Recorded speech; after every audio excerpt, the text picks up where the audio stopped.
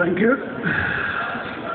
I want to talk about Brisbane, my city and your city, and to pose the question of how to make it better with all the benefits of city living.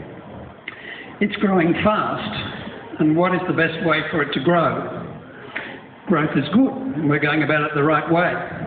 I have a proposition that for the next 500,000 residents, that we put them within 4 kilometre radius of the centre, the GPO, and that will change the whole way the city is.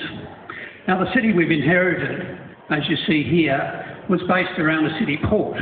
Now, that city port has moved out to the mouth of the river, and we're left with a pattern that is very non-urban, and it spreads over 45 kilometres across. Now, when we started, early on there were attached houses like these, but they were legislated out of existence because of health worries and fire concerns. So we ended up with a pattern of allotments that gave us a very low density. Now, the centre that I'm talking about contains most of our built heritage and a lot of amenity. And how then do we densify this and put new buildings in? And I think it's not so difficult. This is a place in Brisbane where it in fact has happened, Little Stanley Street at South Bank.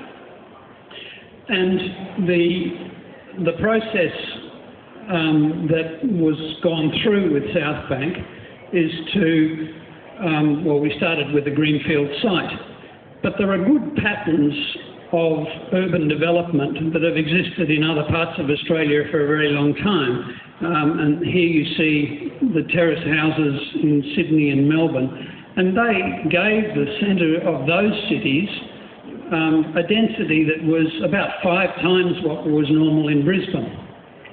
So how do we achieve this here so that we can afford to have some of the amenity that goes with the city? Now, the amenity that I'm talking about is primarily about the sorts of places where people live and the amount of space they take up and the services that can be afforded by that sort of pattern. Now, here you see another part of Brisbane that's developed in a reasonable urban density, and this is Emporium down in Fortitude Valley. I'd like to just talk quickly about a couple of our projects. This one, public housing in New Farm, Villiers Street, where we've got 18 1- and 2-person units on a house block and kept the house.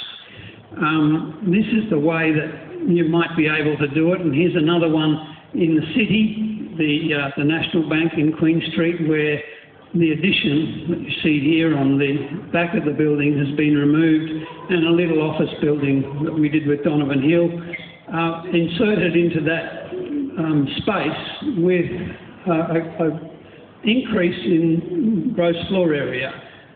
Now, adaptive reuse is another way that's useful in increasing density, and here you see the wool stores in Tenerife, not far from here. There's the old CSR sugar refinery, all turned into apartments. So this is the kind of process that I believe Brisbane needs to go through, and the process is probably best explained by what has gone on in South Bank, whereby we started with a fairly large site and a master plan, which is very different to this approach, which is the North Bank that we've seen recently, where the government asked a firm of builders to come up with a design of a big chunk of the city, and they, of course, used half of the river in the process, which is probably not so surprising. This is the master plan for South Bank, which was a very different way of looking at it, and it means that one starts out with an idea about what kind of city you're building, and then have a series of competitions to do small parts of it, and then you get the builders to build it. You don't ask the builders to design it for you, because you get results like this, which is a very, in my view, very bleak part of the city. And I think 80-storey apartment buildings don't suit very many people. One should be able to do it at about 10 stories maximum and get the densities that are required. Now, the other amenity that goes with this new densified centre is a transportation system. And this is our proposal for having an underground metro for the centre of the city. At the same time, we've got to look after our landmarks, and here's St John's Cathedral, just about to be hidden by an 80-storey hotel tower.